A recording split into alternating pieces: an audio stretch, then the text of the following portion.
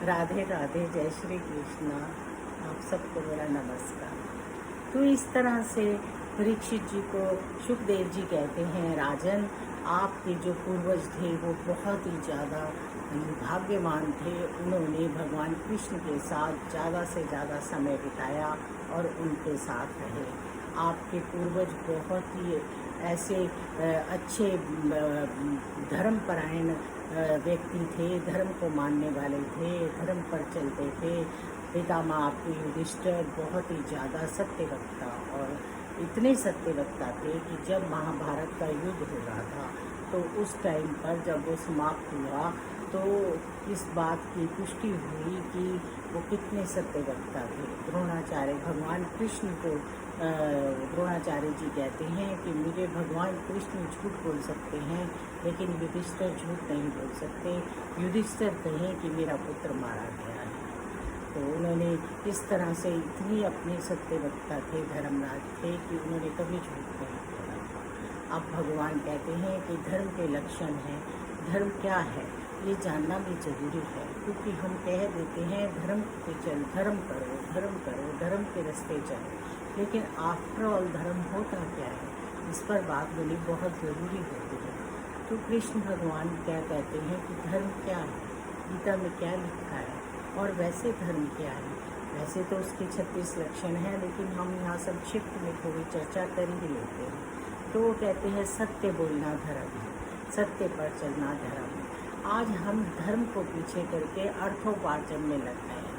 आज के जो प्राणी हैं कलयुग के, वो जो है वो पैसे को ज़्यादा अहमियत देते हैं, धर्म को कम अहमियत देते हैं। पर ऐसा नहीं होना चाहिए। हमारा जीवन धर्मपूर्ण होना चाहिए। सत्य बोलना धर्म है। सत्य कोशिश करनी चाहिए कि सच बोले। मेरा अपना ज़िंदगी का एक्सपीरियंस है। जब भी हम झूठ बोलते हैं तो हमें झूठ के साथ 100 झूठ बोलने पड़ते हैं, लेकिन अगर हम एक सच बोल देते हैं तो उसके बाद हमें कोई टेंशन नहीं रहती और हम मस्त हो जाते हैं, क्योंकि हमारे दिल पर कोई बोझ ही नहीं होता। उन्होंने ये भी कहा है, अगर किसी काम को करने के लिए झूठ बोलना भी पड़े और उससे सबका भला हो तो वो बहुत अच्छा है। जैसे महाभारत में मैंने अभी बताया आपको कि दुर्योधन को मारने के लिए और क्या कहते हैं द्रोणाचार्य को उनके पुत्र की सूचना इसीलिए दी गई क्योंकि उनको, वो एक ब्राह्मण थे, उन्हें युद्ध नहीं करना चाहिए था, लेकिन वो दुर्योधन के साथ युद्ध करने को तैयार, दुर्योधन के पक्ष में युद्ध करने को तैयार हुए और इससे उनके हाथों बहुत कुछ अनर्थ होता। तो भगवान नहीं चाहते थे कि उनके हाथों अनर्थ हो और उन्होंने ये दिलवा कर उस अनर्थ को रोका। ब्राह्मण को युद्ध करने की कोई आवश्यकता नहीं होती।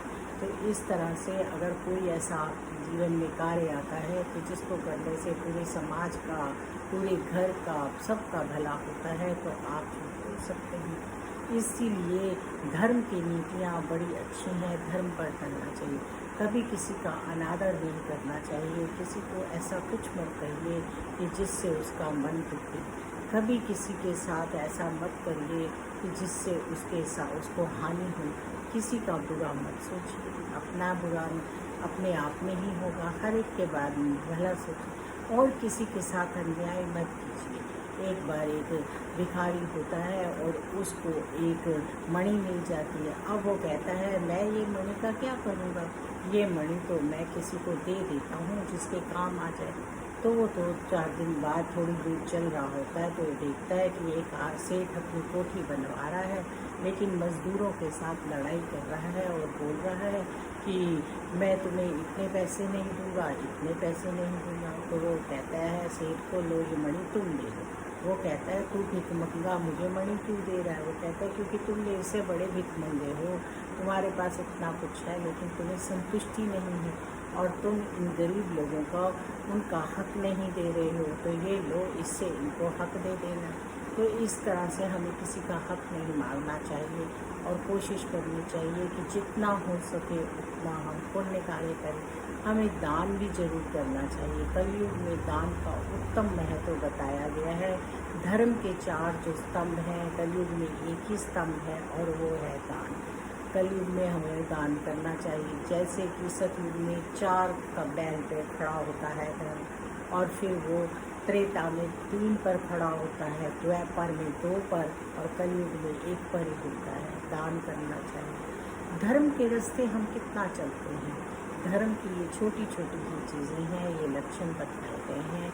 हमें अपने अतिथियों का सत्कार करना चाहिए, हमें सत्य वचन कभी बोलने चाहिए, और माता पिता की सेवा और माता पिता का आदर करना भगवान से भी ऊपर बताया गया है। कितने ऐसे दृष्टांत हैं भागवत में भी जिसमें माता पिता की सेवा को सर्वोपरि बताया गया है। उन्होंने कहा कि अगर भगवान कहते हैं अगर माता पिता की सेवा उत्तम ना होती तो मैं नारायण जो हूँ वो भगवान जो है कहते हैं मैं मनुष्य का रूप लेकर धरती पर माँ के गर्भ से जन्म ना लेता। तो जैसे कि श्री कृष्ण जन्माष्टमी भी आने वाली है और हमारे लाला का जन्म दिवस है, प्राकट्य दिवस है, और हम बड़ी धूमधाम से मनाएंगे। कृष्ण प्रेमियों के लिए ये एक बहुत ही बड़ा दिन होता है जन्माष्टमी का, और वो बहुत ही प्रेम से जन्मोत्सव मनाते हैं और राधे राधे की रट और धुन लगाते हैं। तो धर्म पर चलना बहुत ज़रूरी है। धर्मराज युधिष्ठिर थे, वो हमेशा धर्म पर चलते थे। कहते हैं शास्त्रों में वर्णन है और वैसे भी भागवत में भी है कि राजा ने विक्रमादित्य ने अपनी रानी को भी धर्म के लिए बेच दिया था। तो इस तरह से धर्म का रास्ता इतना आसान नहीं है, बहुत टफ है, लेकिन हमें कोशिश करनी चाहिए कि हम धर्म पर चलें। और उसी धर्म के लक्षणों में विषमता का लक्षण है, हमें किसी के साथ भी भेदभाव नहीं करना चाहिए। घर में गृहस्थी में अगर गृहिणी से ये भेदभाव नहीं करती तो उस गृहिणी घर में बहुत बरकत होती है। अगर आपके घर में किसी की कमाई 50,000 है और किसी की 5,000 है, लेकिन रसोई में आप भेदभाव नहीं करते तो आपकी रसोई सबसे उत्तम रसोई है, वो संतों की रसोई है। तो इसलिए हमें इन छोटे छोटे जो हमें आज के युग में लगते हैं और अपनाना बहुत मुश्किल है, धर्म पर चलना चाहिए। जो घर धर्म पर होता है वहाँ कृष्ण का वास होता है। धर्म छोटी छोटी बातें नहीं हैं, बहुत बड़ी बातें हैं। अगर अपनाओ, किसी का भी हक मत मारो, किसी के साथ बुरा व्यवहार मत करो, सबके साथ सम व्यवहार करो। हमें धर्म पर चर्चा करनी बहुत ज़रूरी है, क्योंकि आजकल के बच्चे पूछ लेते हैं क्या है ये धर्म। तो धर्म यही है कि अपने धर्म पर चलना बहुत ज़रूरी है।